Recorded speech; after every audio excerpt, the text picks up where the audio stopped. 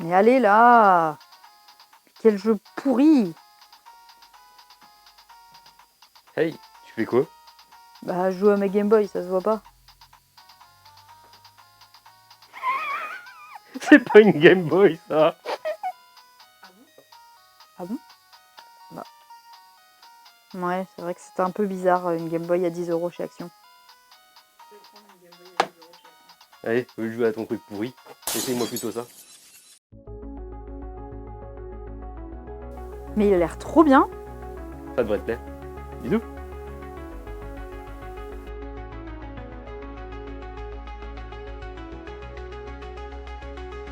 Aujourd'hui, je vais vous parler d'un gros coup de cœur découvert grâce à Keymailer.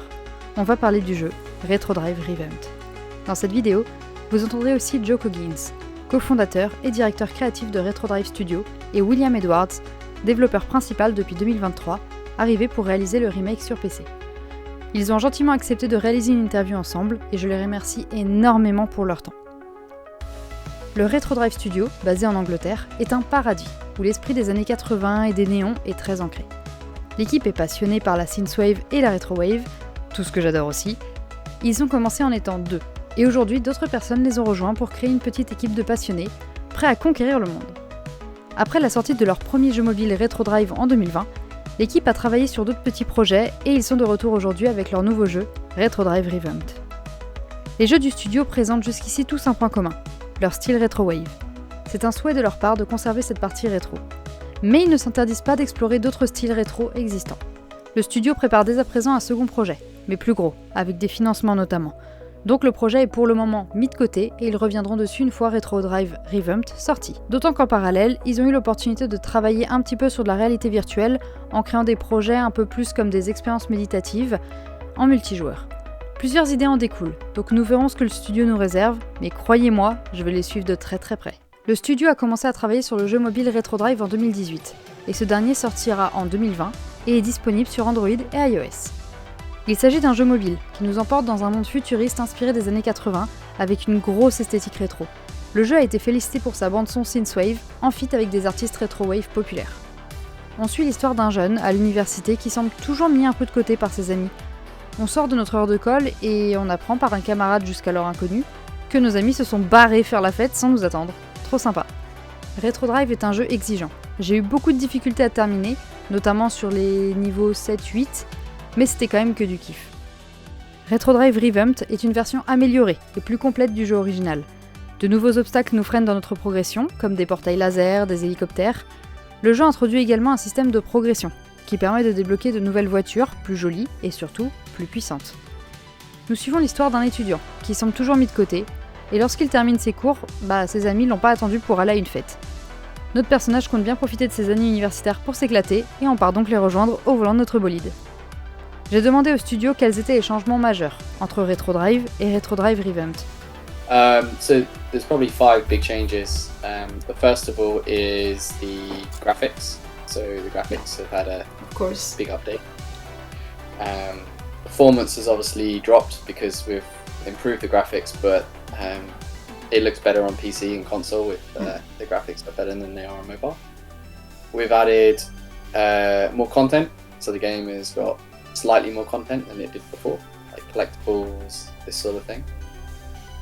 We have improved the physics, so the car now feels a lot better than it did before. We've added more obstacles, I guess. Yes. And we've, Possible.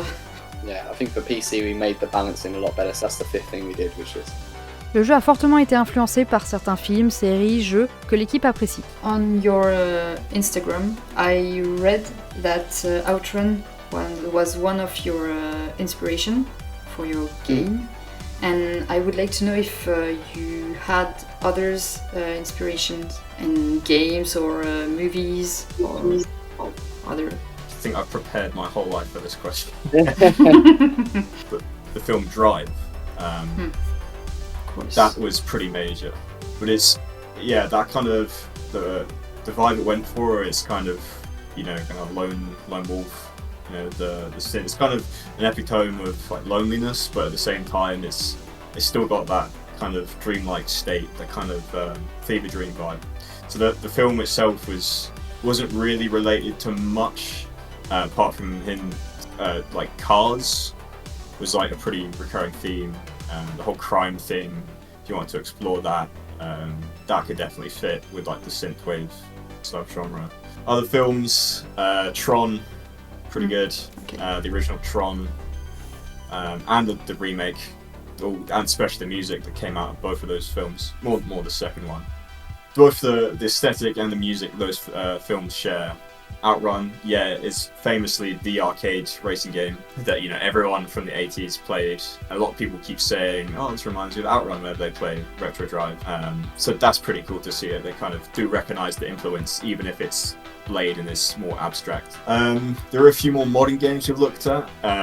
One of the ones we've really looked at was a game called Power Drive 2000. Now, that actually never came out in the end. It got scrapped. Ouvrons donc une petite parenthèse pour parler de Power Drive 2000. L'histoire de ce jeu, elle est assez triste pour les financeurs de son Kickstarter. Lancé en mai 2015 par le studio canadien Megacom Games, ce jeu de course inspiré des années 80, avec une esthétique rétro-futuriste et une bande-son synthwave fort sympathique, a réussi à lever 52 114 $ sur les 45 000 $ demandés. Nickel, me direz-vous? Eh bien non. Malgré un concept prometteur qui mettait le joueur au volant de Cat, une voiture qui parle, vous avez la ref? Cat, Kit, Kit Kat? Have a break. Have a Kit Kat. Après la fin de la campagne, le développement du jeu s'est compliqué, et Megacom Games a cessé de donner des nouvelles petit à petit, laissant les joueurs financeurs démunis, sans jeu, et surtout sans aucun remboursement. Ce qui les a un petit peu agacés accessoirement. J'ai cherché à trouver davantage d'informations, mais les rares noms que j'ai trouvés sont introuvables sur LinkedIn, alors hormis des spéculations et certaines insultes des joueurs, nous n'aurons probablement jamais le fin mot de cette histoire. And then basically anything that's 80s, I think, just works really well. Yeah, Miami Vice, Karate Kid, Breakfast Club, any of these types of things, they work really well with the vibe. There's another big one as well. Alien, I've been a big fan of Alien, but we've not had too many references of Alien in the game. Oh, Blade Runner as well. Are you familiar with Blade Runner? I know it, but never seen it. Pardon? Pardon? Pardon? Forgot to mention The big ones. Ghost in the Shell and Akira. Ghost in the Shell. Yeah, Akira, nice. Yeah, Akira's cool. I Have you have seen to these? see them. Do Akira. Akira's like the main one. Such a great film. Weird though, very weird.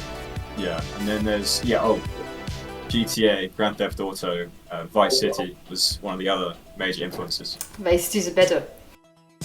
Ce jeu a été mon tout premier GTA, et il est impossible pour moi de ne pas ressentir une immense vague de nostalgie en y repensant. J'ai découvert ce jeu aux côtés de mon meilleur ami d'enfance, et ensemble nous avons exploré les moindres recoins de Vice City. Sa bande-son incroyable résonne encore dans ma tête. C'est d'ailleurs ce jeu qui a inspiré mon identité sur internet, entre les palmiers, les néons et ses couchers de soleil. Je me souviens des heures passées à voler des voitures, à rouler à toute vitesse dans Vice City, et mon attrait pour la moto s'est aussi grandement développé grâce à ce jeu. Chaque balade était accompagnée de ces morceaux inoubliables des années 80, Flash FM, à fond sur la radio. C'était pas juste un jeu, c'était une époque, une atmosphère qui a vraiment marqué mon enfance. My Yeah, favorite ever. Awesome. Yeah, so you can probably see the influence there, that whole kind of 80s from that. Yeah, Vice City is pretty cool. Both as a game and like an artistic. En général, les studios indépendants comme Retro Drive Studio sortent leurs jeux sur une plateforme à la fois, tandis que les gros studios peuvent mettre une personne sur la version Steam, une autre sur la Switch, une autre sur la Xbox, Play.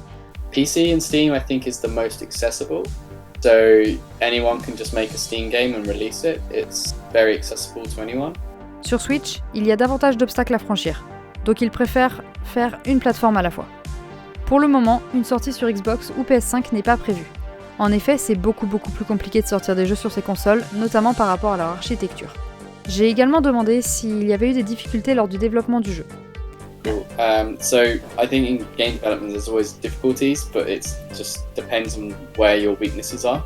For Retro Drive, the biggest difficulty was probably figuring out the tech, because this was like our first game, and also figuring out how do you release something. That was a big difficulty.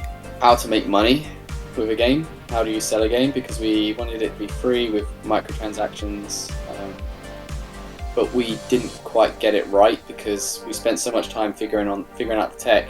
We didn't have enough time to think about the economy side and like the money side. So the next projects were kind of going to be an improvement on that, and sort of not do free games but do premium games, because that's way easier as a developer. You just sort of say, okay, here's my game, please buy it. So I think that was kind of like a big learning that we took from the first game. And then I guess every game you work on after that, there's always the technical challenge, but if you get better at the engine and you get more familiar with Unity or Unreal, whatever you're using, then it just gets easier and easier. Now, Joe and Marco, other guy who started the whole thing, worked on Retro Drive, the original game on the App Store, and that was fine. All the code and the design, that was all brilliant. That worked fine. Working with the code and the design of the code to then add more things on top of it and interact with backends and like source development kits and crazy, APIs and weird crap. It basically got very bloated. So anything you tried to add would then break something, and then you'd fix that thing that broke, and now that's broken 2 more things, and then those things break more things. So we've been adding and fixing over and over, and it's getting harder and harder the more you break or the more you add. So it's fine as long as we've kind of learned this lesson now to take a step back and think, if you're going to make a game, to really understand your design.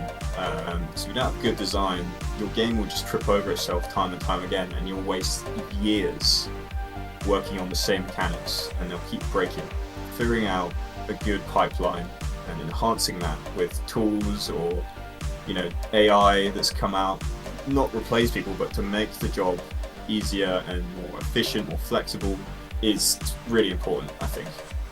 Going from a mobile game, which we basically started in 2018, till now is like 6 years of stuff in a project, and at certain points you throw away a lot of the stuff, but then also you have to keep some of the stuff because it's essential to what the game is. And I think what Will's had to do is navigate around some of the bad stuff that we made, which at the time was fine, but because we're trying to add more things, it just creates more and more issues. Côté gameplay, on sent l'influence de Outrun. La conduite est très arcade.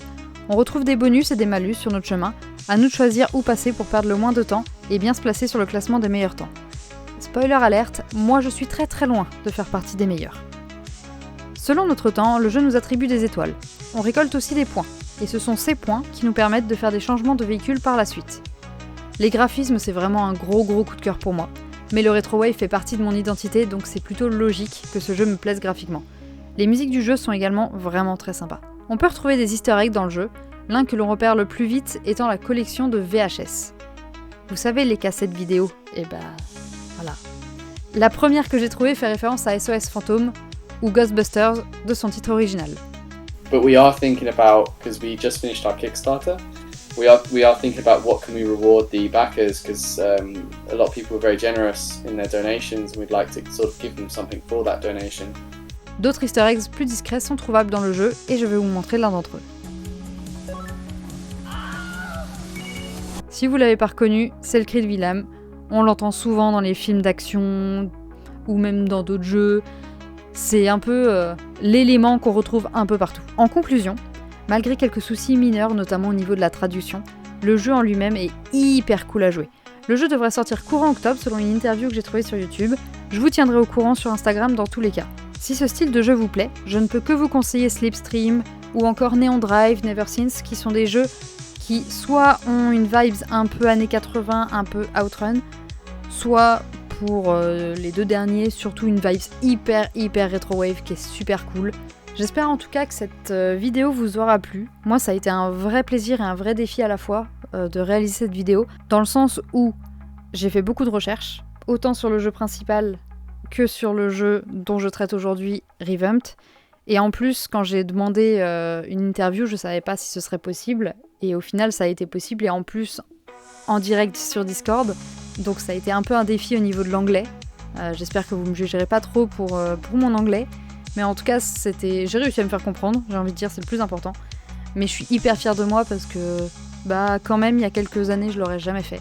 J'espère vraiment que cette vidéo trouvera son public. Parce que moi, j'en suis très fière. Je vous fais des bisous Je vous dis à la prochaine. Merci. Au revoir. Goodbye. Bye.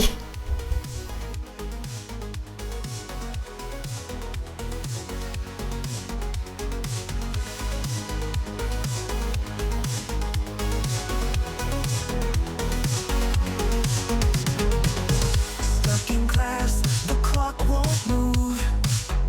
Friends have left, crossed boundaries too. Heartbeats race, these moments fly. Holding tight to